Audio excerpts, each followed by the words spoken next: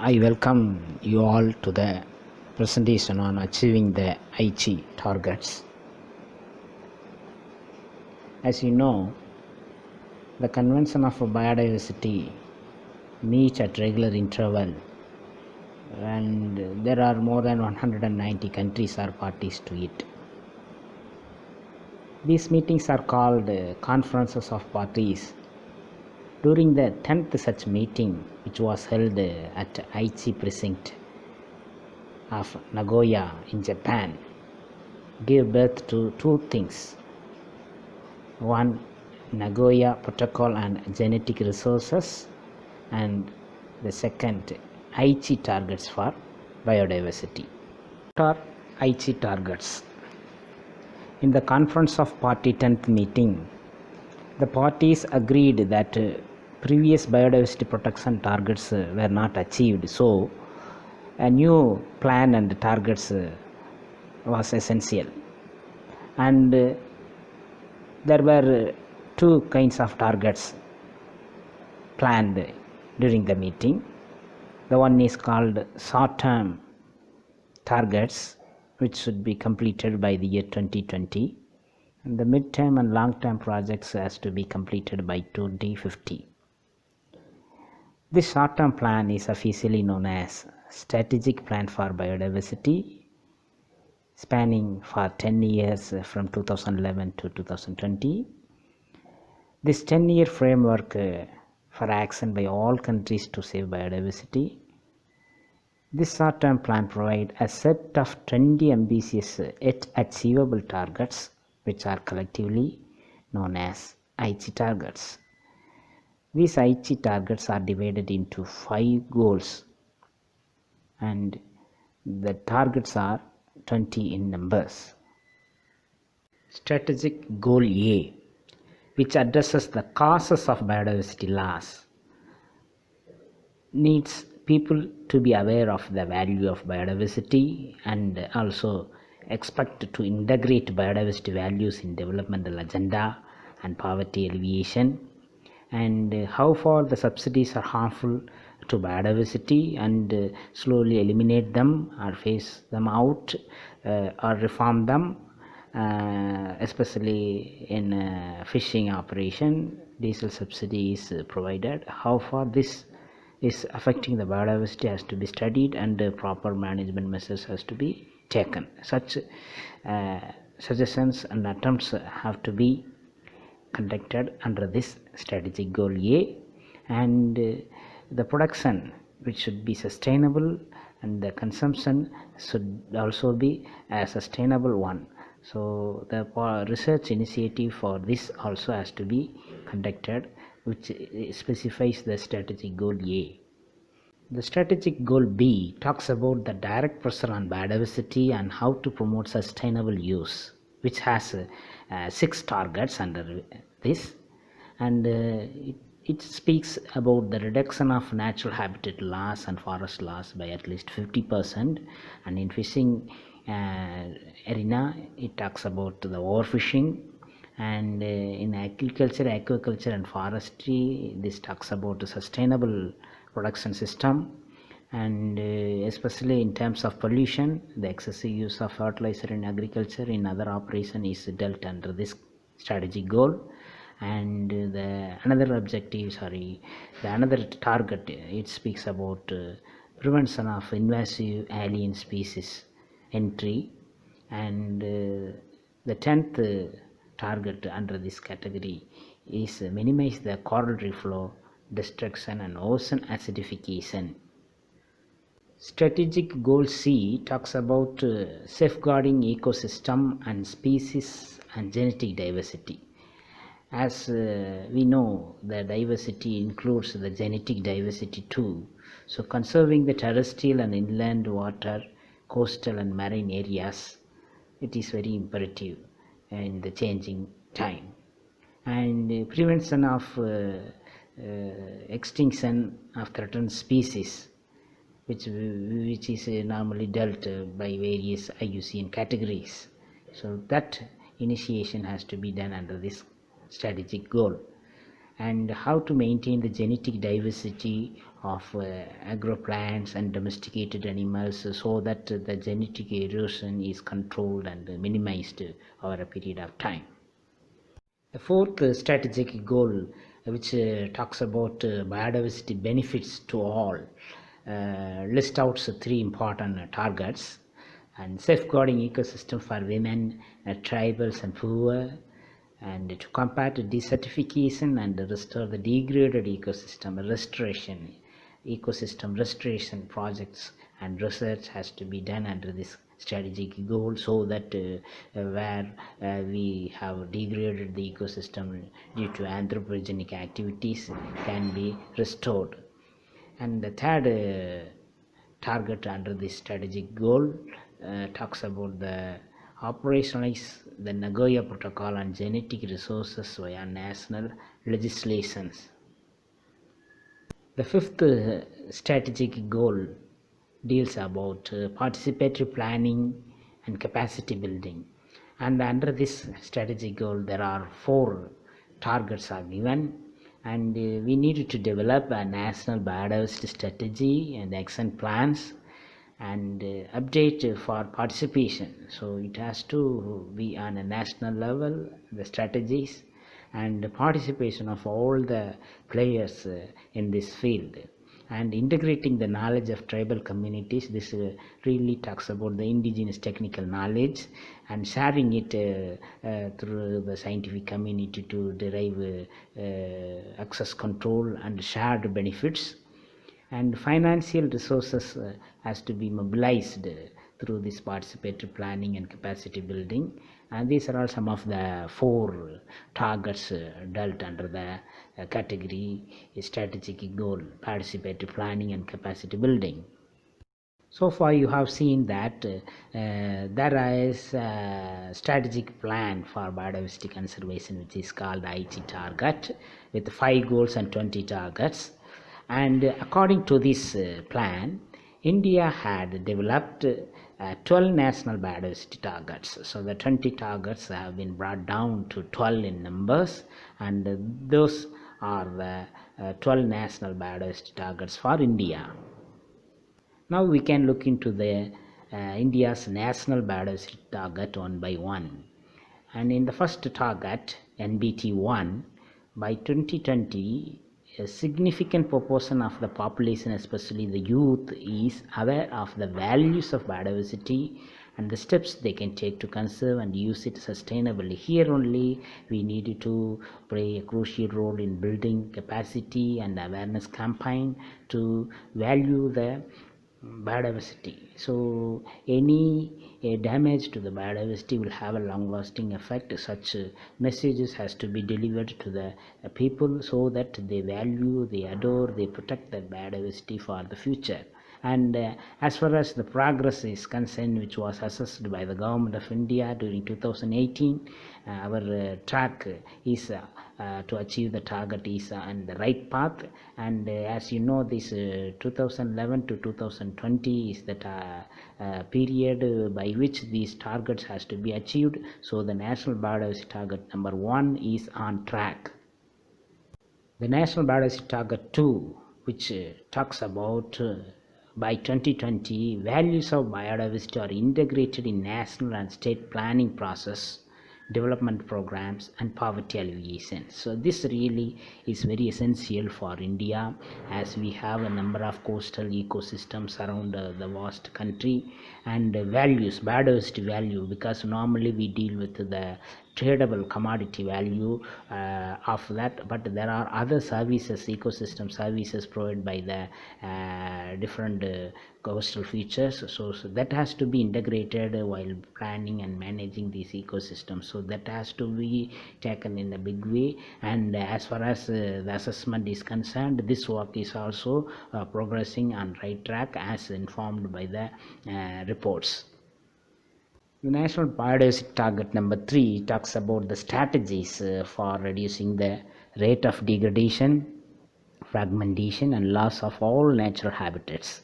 And here we have to initiate the action to put this full stop to this degradation and fragmentation by 2020, which finally would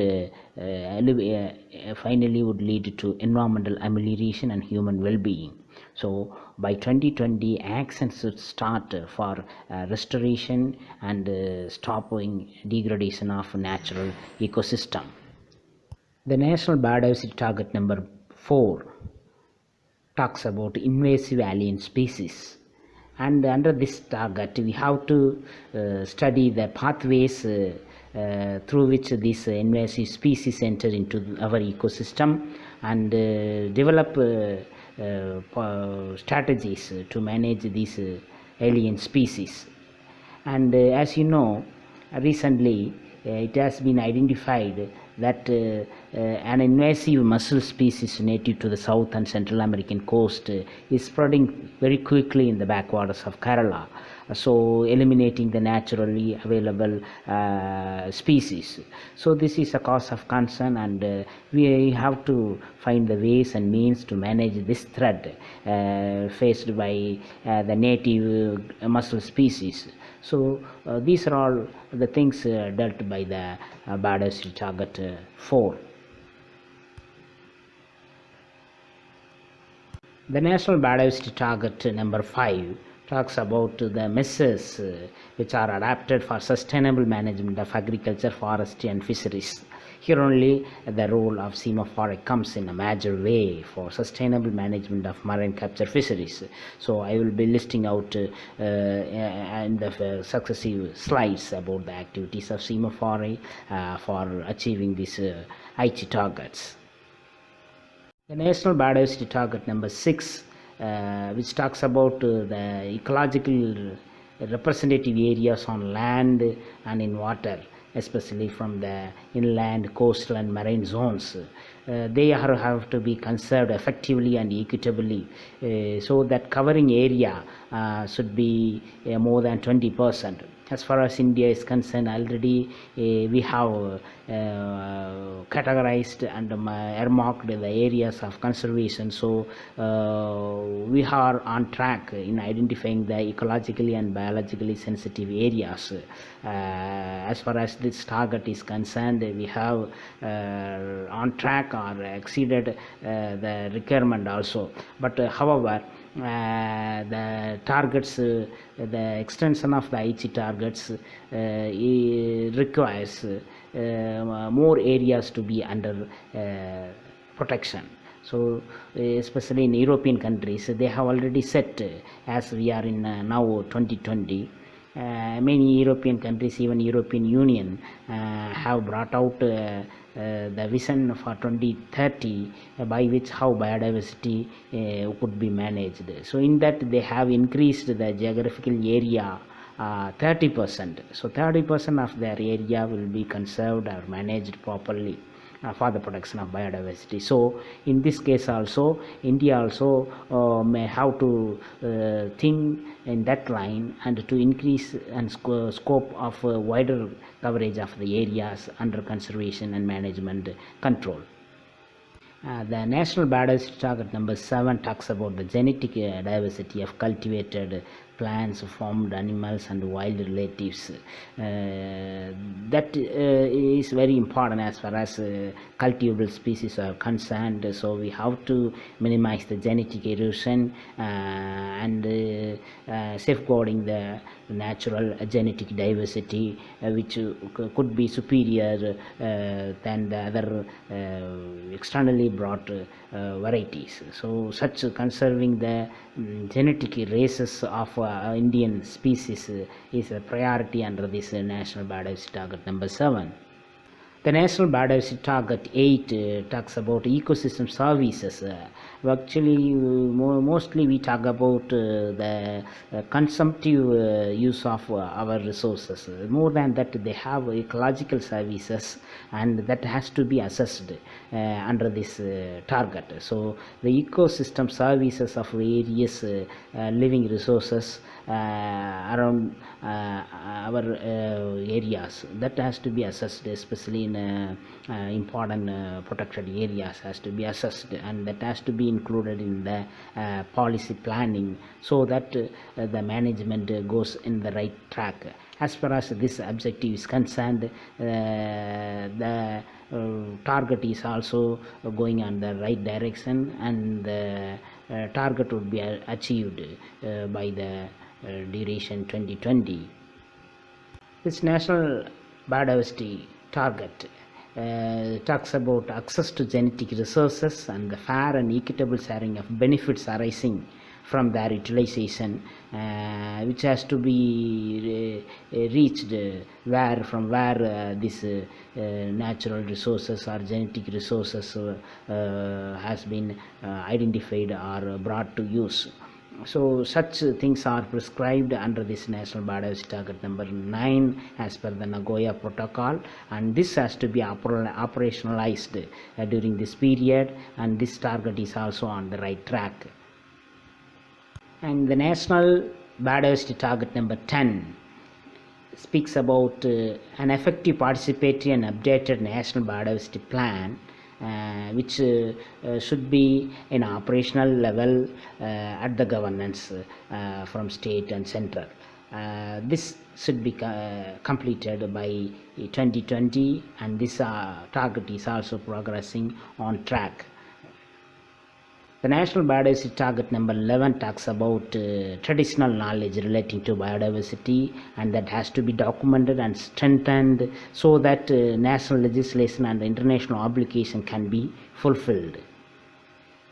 The National Biodiversity Target number 12 talks about the opportunities to increase the availability of financial, human and technical resources in order to facilitate the effective implementation of the Aichi targets. And the national targets are identified, and the strategy for resource mobilization is adapted. So this is a very important target, and progress towards the target is progressing as far as the government reports are concerned, but at an insufficient rate. So here we have to take more care in increasing the availability of financial, human and technical resources. Then only the strategic plan for biodiversity can be achieved.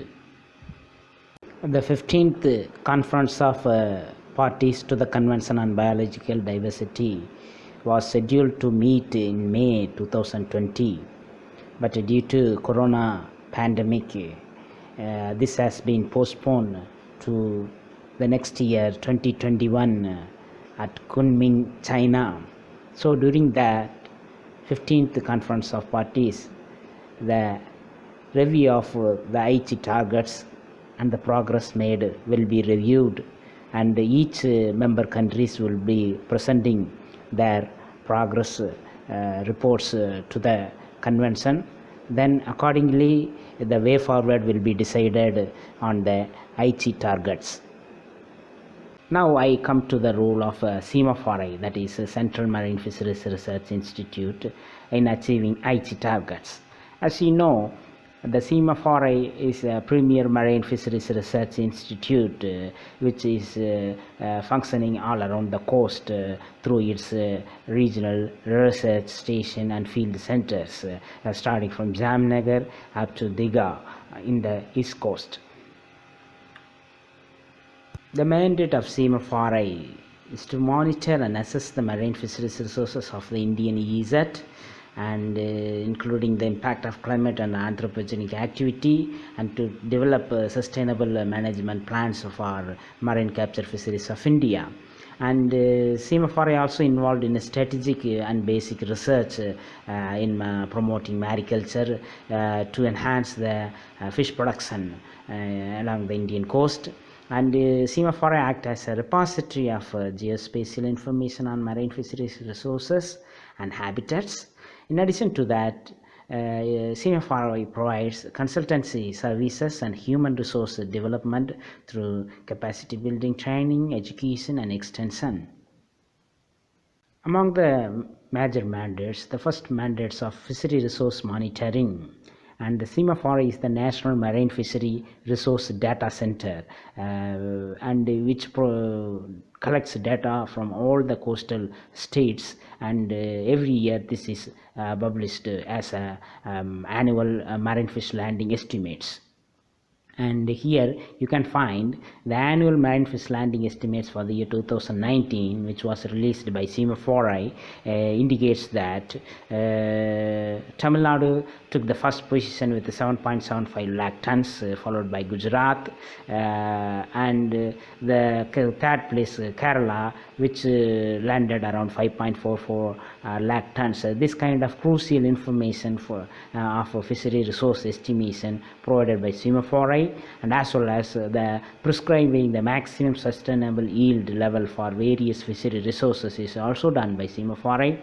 In the case of the Indian oil sardine, Sardinella longiceps, the major single species fishery in India, which accounts for 13% of the total marine fish landing, and it has been estimated the MSY level is around 6.2 lakh tons in Indian coast. So such monitoring, resource monitoring and reporting system through the National Marine Fishery Resource Data Center is done by Semafori for the biodiversity targets prescribed by National Biodiversity Target.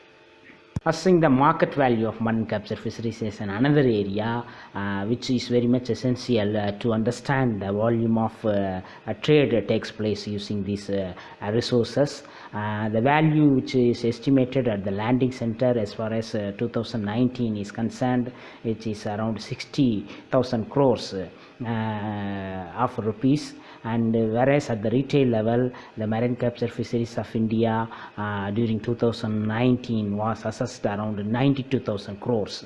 So that much production potential is there for the marine capture fisheries in India, and this is very much essential. Such data is essential for the sustainable management of these resources over a period of time.